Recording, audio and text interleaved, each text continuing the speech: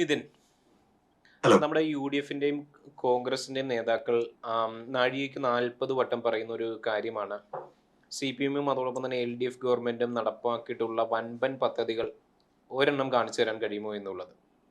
അപ്പൊ അതിനുള്ള മറുപടി എന്തൊക്കെയാണ്? അല്ല, വമ്പൻ പദ്ധതികൾ നമുക്ക് സത്യത്തിൽ ഒരെണ്ണമല്ല, നമുക്ക് ഒരുപാട് വമ്പൻ പദ്ധതികളുണ്ട്. നമ്മൾ എന്താണ് ഈ വമ്പൻ പദ്ധതി എന്നുള്ളത് ഉദ്ദേശിക്കുന്നത് എന്നുള്ളതാണ്. ഇപ്പോ നമ്മൾ എന്തെങ്കിലും ഒരു വലിയൊരു ബിൽഡിംഗ് കാണിച്ചിട്ട് അതിനെയാണോ നമ്മൾ വമ്പൻ പദ്ധതി എന്ന് ഉദ്ദേശിക്കുന്നത്, അതോ കേരളത്തിലെ 3.5 കോടി ജനങ്ങളെ ബാധിക്കുന്ന ഒരു വിഷയത്തിനുള്ള സൊല്യൂഷനെയാണോ നമ്മൾ വമ്പൻ പദ്ധതിയായിട്ട് കാണുന്നത് എന്നുള്ളതാണ്. അപ്പൊ അങ്ങനെ നമ്മൾ നോക്കിക്കഴിഞ്ഞാൽ ഇപ്പൊ ഒരു ഉദാഹരണത്തിന് കെ ഫോൺ, ഇപ്പൊ കേരളം കണ്ടിട്ടുള്ള ഏറ്റവും വലിയൊരു വമ്പൻ പദ്ധതിയാണ്. അത് അങ്ങനെ ആവാനായിട്ട് കാരണം, ഇപ്പോ 57 കേരളം രൂപീകരിക്കുമ്പോൾ നമ്മൾ വിദ്യാഭ്യാസ അവകാശ നിയമം കൊണ്ടുവരുന്നു. ആ വിദ്യാഭ്യാസ അവകാശ നിയമമാണ് പിന്നീട് മലയാളിയുടെ സാക്ഷരതയിലേക്കും ഗൾഫ് ബൂം വന്നപ്പോൾ അത് യൂസ് ചെയ്യാനായിട്ടും ഇന്നിപ്പോ യൂറോപ്പിലുള്ള സാധ്യതകൾ ഉപയോഗിക്കാനും ഒക്കെ ആയിട്ടുള്ള ഒരു പശ്ചാത്തലം ഒരുക്കിയത് അന്നത്തെ വിദ്യാഭ്യാസ അവകാശ നിയമമാണ്. ഇന്നിപ്പോ നമ്മൾ കെ ഫോൺ കൊണ്ടുവരുന്നു. ഈ ഇന്റർനെറ്റ് എന്നുള്ളത് ഫ്രീ ആയിട്ട്, അല്ലെങ്കിൽ ഇന്റർനെറ്റ് ആക്സസിബിലിറ്റി കേരളത്തിലെ എല്ലാ മനുഷ്യർക്കും ഉറപ്പുവരുത്തുന്നു. ഇപ്പൊ നാളെയുടെ ലോകം എന്ന് പറയുന്നത് ഒരു ഡിജിറ്റൽ വേൾഡിലാണ്. നമ്മൾ നാളെ എന്നുള്ളതല്ല, ഇന്ന് തന്നെ നമ്മൾ ജീവിച്ചുകൊണ്ടിരിക്കുന്ന ഒരു ഡിജിറ്റൽ വേൾഡിലാണ്. അപ്പൊ അതിൽ ആ ഡിജിറ്റൽ ഡിവൈഡ് ഉണ്ടാക്കാൻ പറ്റി എന്നുള്ളത് ഇപ്പോ ഇന്ത്യയിൽ തന്നെ ഇതുവരെ നടന്നിട്ടുള്ള ഏറ്റവും വലിയൊരു മെഗാ പ്രൊജക്ട് ആയിരിക്കും. കാരണം 3.5 കോടി ജനങ്ങൾക്കും അതിന്റെ ഉപകാരം കിട്ടുകയാണ്. BPL ആളുകൾക്ക് നമ്മളത് സൗജന്യമായിട്ട് കൊടുക്കുന്നു. ആ പദ്ധതി അതിന്റെ പൂർണ്ണതയിലേക്ക് എത്താനായിട്ട് സ്വാഭാവികമായിട്ട് ഒരു 5 വർഷം 10 വർഷം എന്നുള്ളത് ഇത്രയും ഒരു വലിയ പ്രൊജക്ടിനുള്ള ഒരു ചെറിയ കാലയളവാണ്. പക്ഷെ ഇപ്പൊ തന്നെ അത് 1 ലക്ഷം കണക്ഷനുകൾ അത് കഴിഞ്ഞിട്ടുണ്ട്. അപ്പോ ഈ ഇന്റർനെറ്റിലേക്കുള്ള ആക്സസിബിലിറ്റി എല്ലാവർക്കും കിട്ടുന്നു എന്ന് പറയുമ്പോൾ അറിവ് നേടാനായിട്ടുള്ള ഓപ്പർച്യൂണിറ്റി എല്ലാവർക്കും കിട്ടുന്നു. ഈ ഇപ്പൊ വെബ് ബേസ്ഡ് ആയിട്ടുള്ള ജോലികള്, അങ്ങനത്തെ കാര്യങ്ങള്, അല്ലെങ്കിൽ അതിന്റെ ഡെവലപ്മെന്റ് കാര്യങ്ങളൊക്കെ, അതിനൊക്കെ ഓപ്പർച്യൂണിറ്റി എല്ലാ ആൾക്കാർക്കും കിട്ടുകയാണ്. അതല്ലെങ്കിൽ സമൂഹത്തിൽ ഒരു 60-65% ആളുകൾക്ക് മാത്രം കിട്ടേണ്ടിയിരുന്ന ഒരു കാര്യമാണ്. അതുകൂടാതെ ഇപ്പോ സന്തോഷ് ജോർജ് കുളങ്ങരയുടെ ഒരു പഴയ ഇന്റർവ്യൂവിൽ നമ്മൾ പറഞ്ഞു കേട്ടിട്ടുണ്ട്, വിദേശത്തുള്ള ഒരു വിസ എനിക്ക് വീട്ടിലിരുന്നിട്ട് അപ്ലൈ ചെയ്യാനായിട്ട് പറ്റും, പക്ഷെ എന്റെ സ്വന്തം കര അടയ്ക്കാനായിട്ട് ഞാൻ വില്ലേജ് ഓഫീസിൽ പോയിട്ട് അല്ലെങ്കിൽ തദ്ദേശ സ്ഥാപനത്തിൽ പോയിട്ട് 2 മണിക്കൂർ ക്യൂ നിൽക്കണം എന്നുള്ളത്. ആ സംഗതി നമ്മൾ ഇന്നിപ്പോ മാറി. ഇന്നിപ്പോ നമ്മൾ കെ സ്മാർട്ട് വഴിയും മറ്റേ ഡിജിറ്റൽ പ്ലാറ്റ്ഫോം വഴിയൊക്കെ ആയിട്ട് നമുക്ക് ഈ കാര്യങ്ങളൊക്കെ ഏത് നാട്ടിലിരുന്നിട്ട് നമുക്ക് ചെയ്യാന്നുള്ളത് വന്നു. ഇപ്പൊ ഇതൊക്കെ ഞാൻ പറയുന്നത് ഇതിന്റെ ഒന്നും പൂർണ്ണതയിലേക്ക് എത്തിയെന്നുള്ളതല്ല, പക്ഷെ നമുക്ക് ഈ കാര്യങ്ങളൊക്കെ നമുക്ക് നല്ല രീതിയിൽ തുടങ്ങി വെക്കാനും ആ ഒരു മാറ്റം കൊണ്ടുവരാനായിട്ടും പറ്റിയിട്ടുണ്ട്. അപ്പൊ അത് ആ രീതിയിൽ ഒരു വലിയ പ്രൊജക്ട് ആണ്. ഇപ്പോ കൊച്ചി വാട്ടർ മെട്രോ, ഇപ്പൊ വാട്ടർ മെട്രോയ്ക്ക് മുമ്പ് നമുക്ക് അങ്ങനെ ഒരു മുന്നുദാഹരണം ഇല്ല. ഇപ്പൊ പല രാജ്യങ്ങൾ വന്നിട്ട് നമുക്ക് ആ പ്രൊജക്ടിനെ പറ്റി പഠിക്കുകയാണ്. അപ്പൊ അത് ഇനിയും വിപുലീകരിക്കപ്പെടും. ഇപ്പൊ കൊച്ചി ഇപ്പൊ അടുത്ത സർക്കാരിന്റെ ഇതില് മാനിഫെസ്റ്റോയിലുള്ളത് തന്നെ അത് വേറെ, എനിക്ക് തോന്നുന്നത് കൊല്ലത്തും കോഴിക്കോടും ഒക്കെ വാട്ടർ മെട്രോ തുടങ്ങുമെന്നുള്ളതാണ്. ഇപ്പോ നാഷണൽ ഹൈവേ കംപ്ലീഷൻ, നാഷണൽ ഹൈവേയുടെ കാര്യം പറയുമ്പോൾ ആളുകൾ പറയുന്നത് ഗഡ്കരി പണിത പാതയല്ലേ എന്ന് പറയും. പക്ഷെ 2014 ഇതേ ഗഡ്കരി ഇപ്പോ നാഷണൽ കേന്ദ്രമന്ത്രിയായിരിക്കുന്ന സമയത്ത്, ഇതേ മോദി സർക്കാർ ഭരിക്കുന്ന സമയത്ത് ഇതിന്റെ ഓഫീസ് പൂട്ടിപ്പോയതാണ്. ഇതിനകത്ത് ഭൂമി ഏറ്റെടുക്കുക എന്നുള്ളതായിരുന്നു ഇതിനകത്തുള്ള ഏറ്റവും വലിയ ചലഞ്ച്. ഇപ്പൊ പിണറായി സർക്കാർ വരുന്ന സമയത്താണ് പൂട്ടിപ്പോയ ആ ഓഫീസ് തിരിച്ചു കൊണ്ടുവന്ന് തുറന്ന് ഇന്നിപ്പോ അത് കംപ്ലീഷനിലേക്ക് എത്തുന്നത്. ഇപ്പൊ നമ്മൾ അതേപോലെ അതല്ലാതെ നോക്കിക്കഴിഞ്ഞാല്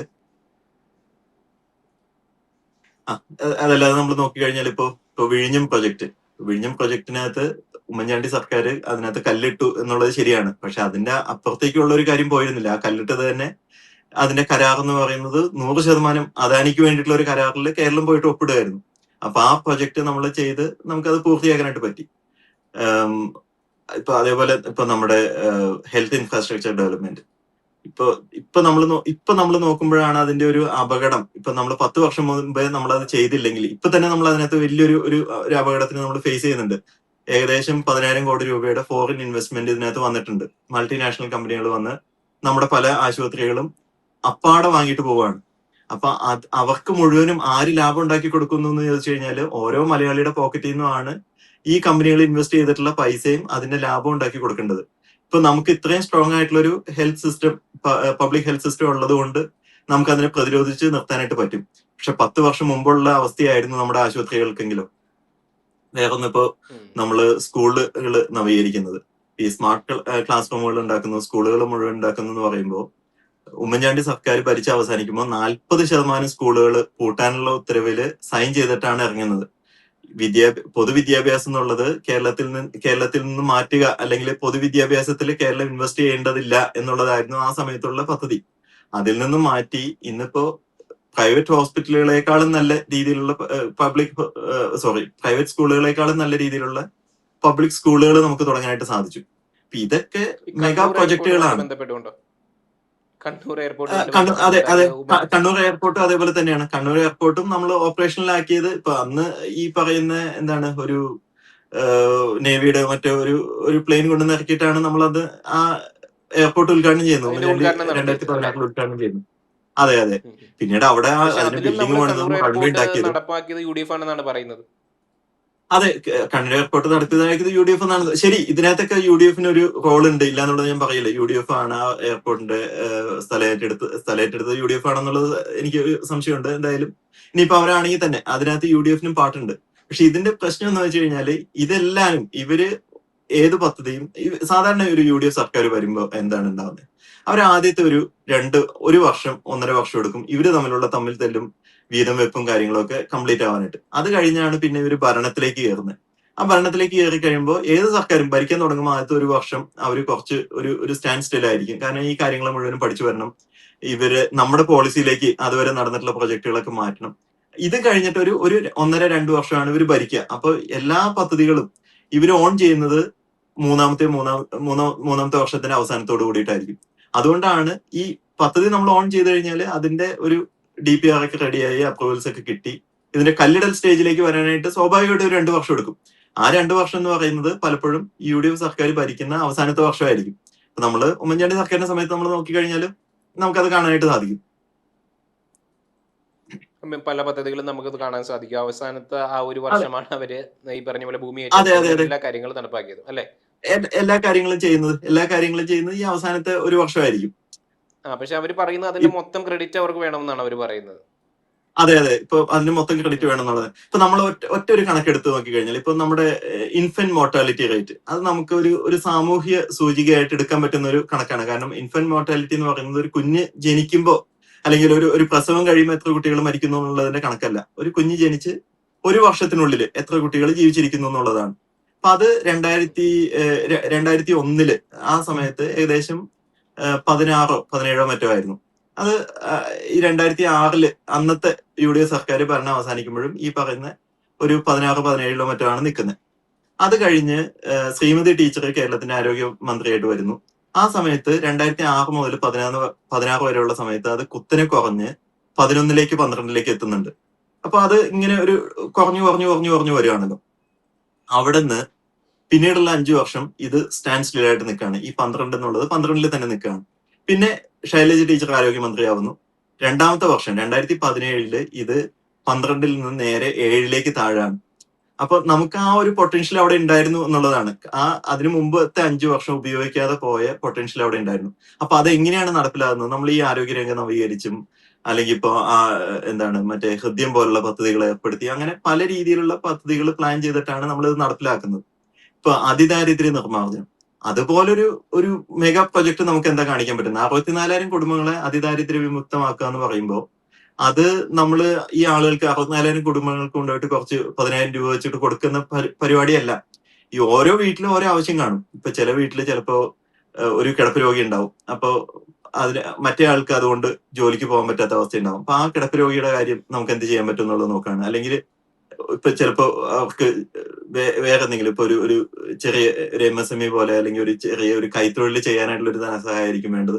അപ്പൊ അങ്ങനെ ഓരോ ആൾക്കാരുടെ ആവശ്യം ഞാനെപ്പോഴും അതിനെ ചിന്തിക്കാറുള്ളത് ഇപ്പൊ എന്റെ ഒരു ആവശ്യം എനിക്ക് നന്നായിട്ട് അറിയാൻ പറ്റുന്നത് എന്റെ അച്ഛൻ, അമ്മ, ഭാര്യ അല്ലെങ്കിൽ ഭർത്താവ് ഈ ആളുകൾക്കായിരിക്കും ഒരാളുടെ ഏറ്റവും അടുത്ത ആവശ്യം, അല്ലെങ്കിൽ സഹോദരങ്ങൾക്കായിരിക്കും ഏറ്റവും അടുത്ത ആവശ്യം അറിയാൻ പറ്റുന്നത്. പക്ഷെ ഇവിടെ ഈ 64,000 കുടുംബങ്ങളുടെ സഹോദരനായിട്ടോ അച്ഛനായിട്ടോ അമ്മയായിട്ടോ സർക്കാർ നിൽക്കുകയാണ്. നേരിട്ട് പോയി കാര്യങ്ങൾ സിസ്റ്റം മനസ്സിലാക്കുന്നു, സിസ്റ്റം അതിനെ സോൾവ് ചെയ്യുന്നു. അത് കംപ്ലീറ്റഡ് ആണെന്ന് ചോദിച്ചു കഴിഞ്ഞാൽ നമ്മളത് പ്രഖ്യാപിക്കുന്ന സമയത്ത് ഏകദേശം ഒരു 98-99% കംപ്ലീറ്റഡ് ആയിരുന്നു. ഇപ്പൊ പുതിയ അതിദരിദ്രർ ഉണ്ടായിട്ടുണ്ടാവും. സ്വാഭാവികമായിട്ടും ഇതൊരു ഓൺഗോയിങ് പ്രോസസ് ആയിട്ട് മുന്നോട്ട് പോയിക്കൊണ്ടിരിക്കും. പക്ഷേ ഇതിന് കേരളത്തില് ഇന്ത്യയിലോ അല്ലെങ്കിൽ ലോകത്ത് തന്നെ അങ്ങനത്തെ ഒരു മാതൃകയില്ല. ഇപ്പൊ ചൈനയിലൊക്കെയാണ് പിന്നെ നമ്മൾ ഈ ഒരു എക്സ്ട്രീം പോവർട്ടി എറാഡിക്കേഷൻ നടന്നിട്ടുള്ളത്. ഇപ്പൊ ലോക പോലീസ് ആയിട്ടുള്ള ലോകത്തിന്റെ സമ്പത്ത് മുഴുവൻ കുമിഞ്ഞുകൂടിയിട്ടുള്ള അമേരിക്കയിൽ പോലും 20% ആളുകൾ ഇപ്പോഴും ദാരിദ്ര്യത്തിലാണ് ജീവിക്കുന്നത്. അപ്പൊ നമ്മൾ ഇത്രയും ലിമിറ്റഡ് റിസോഴ്സസ് വെച്ചിട്ട് നമുക്ക് ഇങ്ങനെ കാര്യങ്ങൾ ചെയ്യാൻ പറ്റുന്നു എന്നുള്ളത് ഭയങ്കര അത്ഭുതമായിട്ടുള്ള കാര്യമാണ്. മറ്റു പദ്ധതികൾ എന്തൊക്കെയായിരിക്കും? ഇപ്പൊ നമ്മൾ പറയുകയാണെങ്കിൽ ഇപ്പോൾ വാട്ടർ മെട്രോ നമ്മൾ പറഞ്ഞു, ഇപ്പൊ അതിദാരിദ്ര്യത്തിന്റെ നമ്മൾ പറഞ്ഞു, ഇപ്പോൾ കെ ഫോണിന്റെ കാര്യം നമ്മൾ പറഞ്ഞു, പിന്നെ കെ സ്മാർട്ട് പറഞ്ഞു. ഇനിയിപ്പോ മറ്റു പദ്ധതികൾ ഇപ്പൊ ഏതൊക്കെയായിരിക്കും ഇപ്പൊ അതേപോലെ ഗവൺമെന്റിന്റെ ഒരു നാഴികക്കല്ല് എന്ന് പറയുന്നത്? ഇപ്പൊ നമ്മൾ ഗെയിൽ പദ്ധതി നമ്മൾ നടപ്പിലാക്കി. അത് നമ്മുടെ വ്യവസായത്തിന് വലിയ രീതിയിൽ ഉപകാരപ്പെടുന്ന കാര്യമാണ്. അതേപോലെ അതിനെതിരെ ഇപ്പോ സമരം ചെയ്തത് നമ്മള് ആരായിരുന്നു? സമരം ചെയ്തത് അതും നമ്മൾ നേരത്തെ ഈ കൊച്ചി എയർപോർട്ടിന്റെ കാര്യം പറഞ്ഞ പോലെയാണ്. അതിനെതിരെ സമരം ചെയ്തതിന് വേണ്ടിട്ട് തന്നെ ഈ ഭൂമി ഏറ്റെടുക്കുമ്പോൾ ഇപ്പൊ ഒരു നാട്ടിലൊരു വികസനം വരുന്നു, നല്ല കാര്യമാണ്, എല്ലാവർക്കും സന്തോഷമുള്ള കാര്യമാണ്. പക്ഷെ അതിനു വേണ്ടിയിട്ട് എന്റെ ഭൂമി വിട്ടുകൊടുക്കുക എന്ന് പറയുന്നത് ഒരു പൊതു ആവശ്യത്തിന് വേണ്ടിയിട്ട് ഞാൻ എന്തിനാ എന്റെ ഭൂമി ഫ്രീ ആയിട്ട് അല്ലെങ്കിൽ തുച്ഛമായ തുകയ്ക്ക് വിട്ടുകൊടുക്കണം എന്നുള്ളതാണ്. ഇപ്പൊ ഗെയിലിന്റെ പദ്ധതി പ്രശ്നം എന്താണെന്ന് വെച്ച് കഴിഞ്ഞാല് ഗെയിലിന് വേണ്ടിയിട്ട് ഭൂമി ഏറ്റെടുക്കേണ്ട ആവശ്യമില്ല. കാരണം ഇത് താഴേക്കൂടെ പോകുന്നതാണല്ലോ. പക്ഷെ ആ ഭൂമി നമുക്ക് ഉപയോഗിക്കാനായിട്ട് പറ്റില്ല. അപ്പൊ നാളെ നമുക്ക് ആ ഭൂമി വിൽക്കേണ്ട വന്നു കഴിഞ്ഞാലും ഇങ്ങനെ ഒരു കാര്യം ഉള്ളത് കൊണ്ട് ആരും അത് വാങ്ങയില്ല. അപ്പൊ അന്ന് ഗെയിൽ പദ്ധതിയുടെ ഉമ്മൻചാണ്ടി സർക്കാരിന്റെ സമയത്ത് നിശ്ചയിച്ചിരുന്ന നഷ്ടപരിഹാര തുക എന്ന് പറയുന്നത് മാർക്കറ്റ് റേറ്റിന്റെ 10% ആയിരുന്നു. അപ്പൊ അത് സ്വാഭാവികമായിട്ട് ആളുകൾ പ്രൊട്ടസ്റ്റ് ചെയ്യും. ഇപ്പൊ നമ്മളാണെങ്കിലും അത് ഇപ്പൊ എന്റെ ഭൂമി ഞാൻ എന്തിനാ സർക്കാരിന് അല്ലെങ്കിൽ ഒരു പൊതു ആവശ്യത്തിന് ഫ്രീ ആയിട്ട് വിട്ടുകൊടുക്കും? അത് സ്വാഭാവികമായിട്ട് മനുഷ്യന് തോന്നുന്ന ഒരു കാര്യമാണല്ലോ. അപ്പൊ അതിനെതിരെ സമരങ്ങൾ നടന്നിട്ടുണ്ട്. അപ്പൊ അതിൽ പി രാജീവ് പങ്കെടുത്തു എന്നുള്ളത് ഒരു ഒരു ഒരു പ്രൊപ്പഗണ്ട ആണെങ്കിൽ അല്ലെങ്കിൽ അത് ഇല്ലാത്തൊരു കാര്യമാണ്. ഒരു നോട്ടീസിൽ പി രാജീവിന്റെ പേരുണ്ടായെന്നുള്ളതേ ഉള്ളൂ. പക്ഷെ CPM അതിനകത്ത് പ്രൊട്ടസ്റ്റ് ചെയ്തിട്ടുള്ളത് ഉള്ളതാണ്. പക്ഷെ അത് ഈ ഭൂമി ഏറ്റെടുക്കുന്ന ആളുകൾക്ക് മാന്യമായിട്ടുള്ള നഷ്ടപരിഹാരം കൊടുക്കണം എന്നുള്ളത് പറഞ്ഞിട്ടാണ്. അപ്പൊ പിണറായി സർക്കാർ വന്നപ്പോ എന്താണ് നമ്മൾ പലപ്പോഴും പറഞ്ഞിട്ടുള്ളതാണ്. ഇതിന്റെ ആദ്യ മീറ്റിംഗിൽ ഉദ്യോഗസ്ഥരുടെ അടുത്ത് പിണറായി ചോദിക്കുന്നു എത്രയാണ് ഇതിന് നഷ്ടപരിഹാര തുക. ഇപ്പൊ ഗെയിൽ കൊടുക്കാനായിട്ട് കോൺട്രാക്ട് ഉള്ളത് 10% ഭൂമി വിലയുടെ 10%. അപ്പോ ആരാണ് ഈ ഭൂമി വില തീരുമാനിക്കുന്നത്? അത് നമ്മളാണ് തീരുമാനിക്കുന്നത്. അപ്പൊ ഓക്കെ, 10 ഇരട്ടിയായിട്ട് ഭൂമി വില കിട്ടും. അപ്പൊ 10 ഇരട്ടിയുടെ 10% എന്ന് പറയുന്നത് ഇന്നത്തെ ന്യായമായിട്ടുള്ള ഭൂമി വിലയായിരിക്കും. ആ ഒരൊറ്റ തീരുമാനത്തിലാണ് ആ പദ്ധതി പിന്നീട് ഓൺ ആവുന്നതും കംപ്ലീറ്റ് ആവുന്നതും. ഇപ്പൊ അതേപോലെ നമ്മുടെ പവർ ഗ്രിഡ്, നമുക്ക് നാഷണൽ ഗ്രിഡിൽ നിന്ന് വൈദ്യുതി കിട്ടാനുള്ളത്. അപ്പൊ ആ വൈദ്യുതി കിട്ടുന്നത് നടപ്പിലാക്കാൻ പറ്റിയത് കൊണ്ടാണ് ഇന്നിപ്പോ നമുക്ക് പവർ കട്ട് ഒഴിവായത്. ഇപ്പൊ അത് കേവലം നമ്മുടെ വീടുകളിൽ അരമണിക്കൂർ ലോഡ് ഷെഡിങ് ഒഴിവാകുന്നത് മാത്രമല്ല, ഇപ്പൊ ചെറുകിട സംരംഭകർക്ക്, ഇപ്പൊ നേരത്തെ ചെറുകിട സംരംഭങ്ങൾക്ക് വൈദ്യുതി സർക്കാരിൽ നിന്ന് കൊടുക്കില്ലായിരുന്നു, അല്ലെങ്കിൽ KSEB കിട്ടില്ലായിരുന്നു. ജനറേറ്റർ വെച്ചിട്ട് ഓപ്പറേറ്റ് ചെയ്യണമായിരുന്നു. അപ്പൊ സ്വാഭാവികമായിട്ടും ഇതൊക്കെ ഒരു ഒരു ഒരു അഡീഷണൽ കോസ്റ്റ് ആണ്. അതിന്റെ പല പ്രാക്ടിക്കൽ ആയിട്ടുള്ള ബുദ്ധിമുട്ടുകൾ ഉള്ളത് കൊണ്ട് ആളുകൾ ഇതിനകത്തൊക്കെ മടിച്ചു നിന്നിരുന്നു. ഇപ്പോ നമുക്ക് വൈദ്യുതി ആവശ്യത്തിന് കിട്ടാനായിട്ട് തുടങ്ങിക്കഴിഞ്ഞപ്പോ ഈ പറഞ്ഞ കാര്യങ്ങൾ നല്ല രീതിയിൽ നടപ്പിലാവാനായിട്ട് തുടങ്ങി. അതേപോലെ നമ്മളിപ്പോ സോളാർ എനർജീനെ നല്ല രീതിയിൽ പ്രൊമോട്ട് ചെയ്തു. അതൊരു നാഷണൽ പോളിസിയുടെ ഭാഗമായിട്ട് തന്നെയാണ്. പക്ഷെ അപ്പൊ പോലും കേരളം അതിനെ നല്ല രീതിയിൽ ഇനിഷ്യേറ്റീവ് എടുത്തു. അപ്പൊ ആ ഇനിഷ്യേറ്റീവ് എടുത്തതിന്റെയൊക്കെ നമുക്ക് വൈദ്യുതി കിട്ടുന്നുണ്ട്. ഇപ്പൊ നമ്മളിപ്പോ ഇപ്പൊ 2026 ഇപ്പൊ നടന്നുകൊണ്ടിരിക്കുന്നത് ചരിത്രത്തിലെ ഏറ്റവും വലിയ ചൂട് കാലത്തേക്കിടെയാണ് നമ്മൾ കടന്നു പോയിക്കൊണ്ടിരിക്കുന്നത്. ഇപ്പൊ ന്യൂസുകളൊക്കെ നമ്മൾ കാണുന്നുണ്ട്, നമ്മൾ ഇതിനകത്ത് ഒരു ചലഞ്ച് ഫേസ് ചെയ്യുന്നുണ്ടെന്നുള്ളൂ. പക്ഷെ അതിന്റെ ഒരു എക്സ്ട്രീമിൽ എത്തിയിട്ട് നമുക്കിപ്പോഴും അത് മാനേജ് ചെയ്ത് പോകാനായിട്ട് പറ്റുന്നുണ്ട്. അപ്പൊ അത് പറ്റിയത് ഈ സർക്കാരിന്റെ ഒരു ഇച്ഛാശക്തിയുടെ ഭാഗമായിട്ടാണ്. ഇപ്പൊ അതേപോലെ നമ്മളിപ്പോ ഇപ്പൊ കുതിരൻ ടണൽ പ്രൊജക്ട് ആണെങ്കിൽ ഇപ്പോ നമ്മുടെ ലിൻഡോയുടെ മണ്ഡലത്തിൽ നടക്കുന്ന ടണൽ പ്രൊജക്ട്സ്, ഇതൊക്കെ എന്ന് പറയുന്നത് ഇപ്പൊ ഇങ്ങനത്തെ കണക്ടിവിറ്റീസ് ഉണ്ടാവുമ്പോഴാണല്ലോ നമുക്ക് ഇപ്പൊ ഒരു തുരങ്കപാത ഉണ്ടാവുന്നു എന്നുള്ളതിന്റെ അർത്ഥം ആ നാട്ടുകാർക്ക് അപ്പുറത്തേക്കും പോകാന്നുള്ളതല്ല. അത് വഴിയായിട്ട് വരുന്ന ബിസിനസ് ഓപ്പർച്യൂണിറ്റീസും ടൂറിസം ഡെവലപ്പ് ആവുന്നത് ഉൾപ്പെടെയുള്ള ഒരുപാട് കാര്യങ്ങൾ അതിന്റെ ഭാഗമായിട്ട് നടക്കുന്നുണ്ടല്ലോ.